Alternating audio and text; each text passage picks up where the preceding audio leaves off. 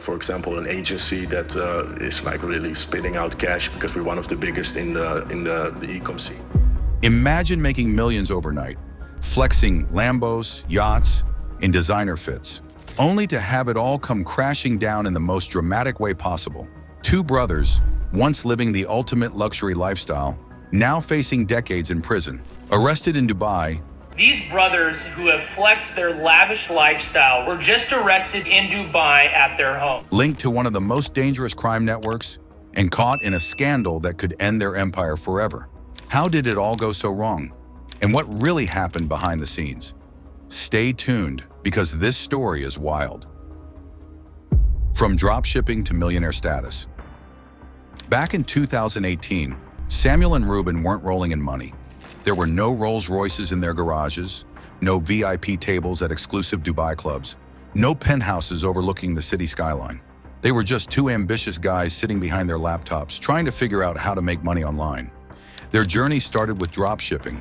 I started it in 2018. Honestly, it started as just a simple dropshipping store. I didn't have no plans to make it something long-term. I was just desperate for a change to make money. One of the easiest ways to start an online business with little to no upfront investment.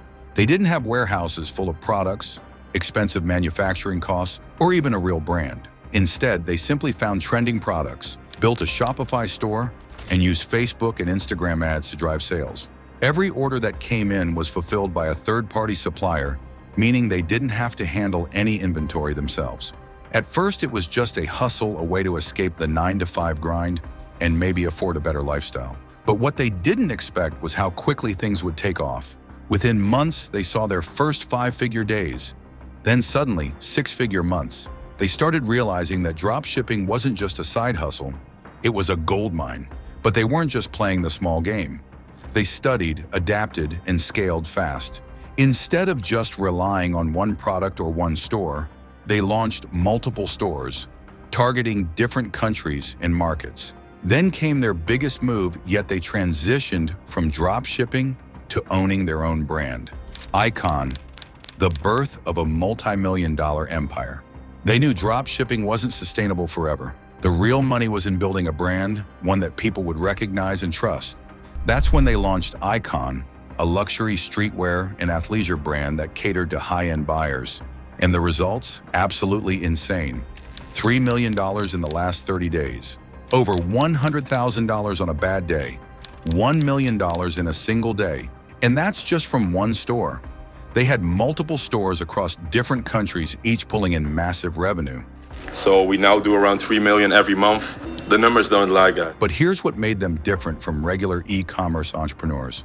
They didn't just rely on advertising or influencer marketing. They became the influencers themselves. The power of influence, turning followers into buyers. Instead of spending millions on ads, Samuel and Reuben became the face of their brand.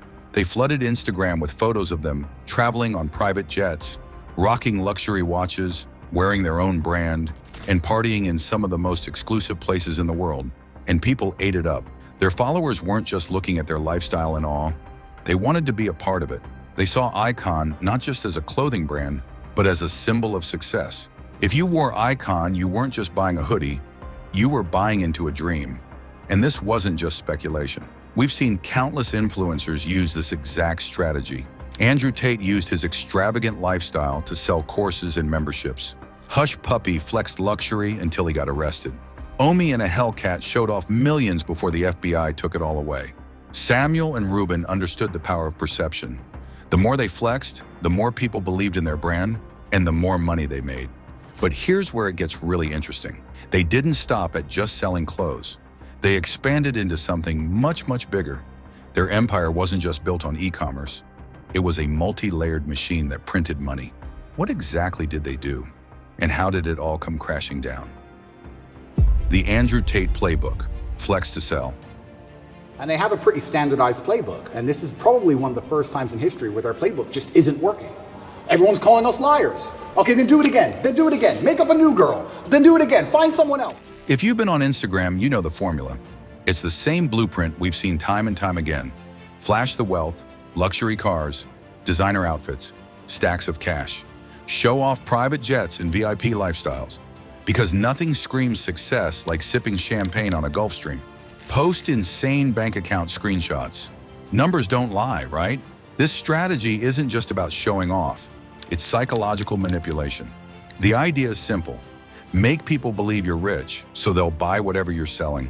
And it worked perfectly for Samuel and Reuben. They weren't just e-commerce entrepreneurs, they were the brand. They positioned themselves as young, self-made millionaires who had cracked the code to financial freedom. And instead of just selling products, they sold a dream. ICON, their luxury streetwear brand, was just the entry point. They knew that making money online was the real flex. And what better way to capitalize on that than by teaching others how to do it? That's when they expanded into e-commerce agencies, helping people launch online stores, online courses and mentorships, selling the secrets to financial freedom, private masterminds and paid communities, charging thousands for access to their exclusive network. And to keep the hype going, they constantly showed off their success. Private jets? Just another day. $10,000 shopping sprees? Casual. $1 million in a day? Easy. Every flashy post added fuel to the fire. The more people believed in their wealth, the more desperate they became to learn their secrets. And just like Andrew Tate's Hustlers University, they made millions selling knowledge, real or not. But there was one huge problem. When the flex becomes a liability C, flexing isn't just about attracting customers. It also attracts attention. From fans who idolize you, from haters who want to see you fail, and worst of all, from the authorities. And once people start digging into your business, things can get ugly. That's exactly what happened to Hush Puppy. That's what happened to Omi and a Hellcat.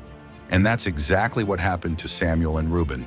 As their social media empire grew, so did the questions. Was Icon really making $30 million a year? Did their e-commerce agency actually help people succeed? Where was all this money really coming from? And that's when things started to unravel. Because behind all the glitz and glamour, something wasn't adding up. And soon the entire world was about to find out the truth. What happened next? It all came crashing down. The Fall. Arrested in Dubai. February 2024. Dubai. Samuel and Reuben had it all. Money, luxury, and power. From extravagant yacht parties to all-night clubbing in Dubai's most exclusive venues, their lives seemed like something out of a Hollywood movie. But in just one night, everything changed. A group of Colombian escorts filed a police report against them. At first glance, it seemed like a minor scandal. Rich influencers refusing to pay for services rendered. But what nobody realized at the time was that this small complaint would trigger a massive international investigation. And the deeper authorities looked, the darker things became. The Dubai police don't play around. When they received the report, they didn't just brush it off. They launched a full-scale raid on Samuel and Reuben's luxury villa in the Palm Jumeirah, one of the most exclusive neighborhoods in the world. What they found inside? Absolutely insane. Massive quantities of MDMA, ketamine, and other illicit substances. Evidence of drug trafficking operations spanning multiple countries, connections to an underground Dutch crime syndicate. The so-called businessmen weren't just selling streetwear and e-commerce courses. According to investigators, they were allegedly deeply entangled in organized crime. But it doesn't stop there. Dubai authorities soon discovered that Samuel and Reuben weren't just self-made entrepreneurs. They had dangerous connections to some of the most feared criminals in the Netherlands. The Taghi Crime Syndicate, one of the most powerful and feared criminal organizations in the Netherlands, led by Ridwan Taghi, a notorious drug lord convicted of multiple murders. Smuggling networks. Investigators found evidence linking the brothers to drug smuggling routes between Amsterdam and Dubai, using Colombian escorts as mules to transport illicit substances. Millions in unpaid taxes. Their so-called $100 million empire wasn't just built on e-commerce. Reports suggest that they funneled money through offshore accounts, evading millions in taxes. At this point, it was clear this wasn't just about unpaid escorts. The Dubai police quickly escalated the case to international authorities, working alongside Dutch law enforcement to track down the full extent of their criminal empire. And here's where it gets even worse. Luxury lifestyle, gone in an instant. Within hours of their arrest, Dubai authorities seized everything. Luxury supercars, gone. Designer watches and jewelry, confiscated. Multi-million-dollar bank accounts, frozen. And just like that, The influencers who had once flexed $1 million a day in revenue were now stuck behind bars, facing decades in prison. But it doesn't end there. Authorities are now digging even deeper, and the more they uncover, the worse it gets. Could Samuel and Reuben face a death sentence? Will Dubai extradite them to the Netherlands to stand trial? And most importantly, was their entire business empire a front for something even bigger? One thing's for sure, this story is far from over. A web of crime and millions in unpaid taxes. For years, Samuel and Reuben sold the dream. They claimed they had cracked the code to online wealth, turning a simple drop shipping store into a multi-million-dollar empire.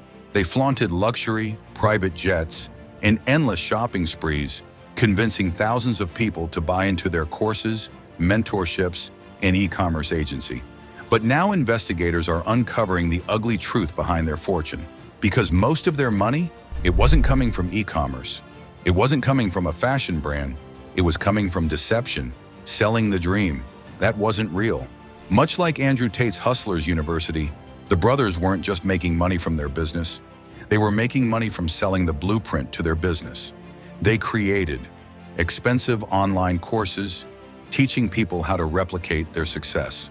Private mentorship programs, charging thousands for vague business advice, e-commerce agency services, offering done-for-you stores that reportedly never delivered real results.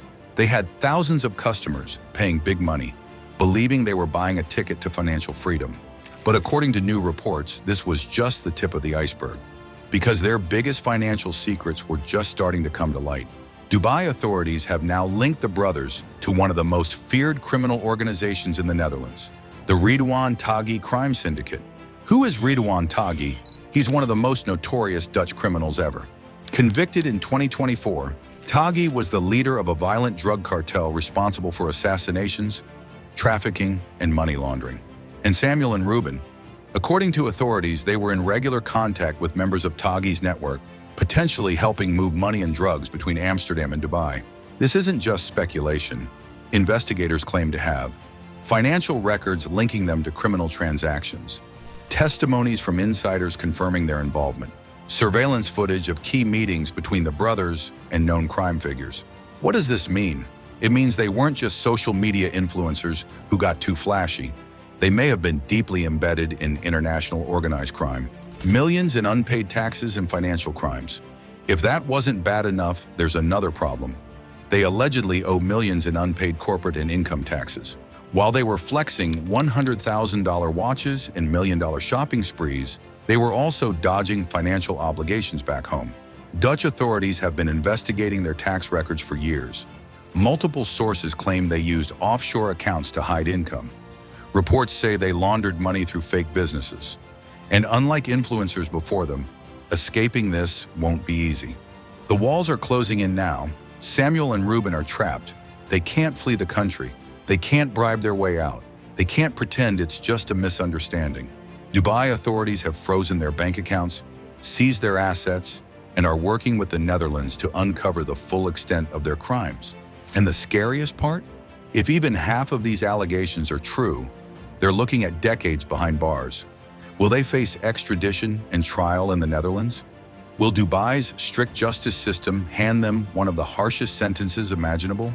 And what other secrets will be uncovered as this investigation unfolds? One thing's for sure, the lavish lifestyle is over, and this time, there's no coming back. The harsh reality of flex culture. We've seen this before.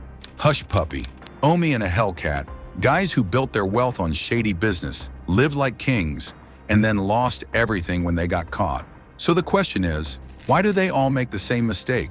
They could have kept their profiles low, made their money, and stayed out of trouble. But no, instead they needed clout. They needed people to see their wealth. And in the end, that's what got them caught. Now, instead of partying on yachts, they're facing decades in a Dubai prison. So what do you think? Did they deserve this, or is there more to the story? Let me know in the comments. And if you want to see what happens next, make sure you like, subscribe, and I'll see you in the next one. Peace.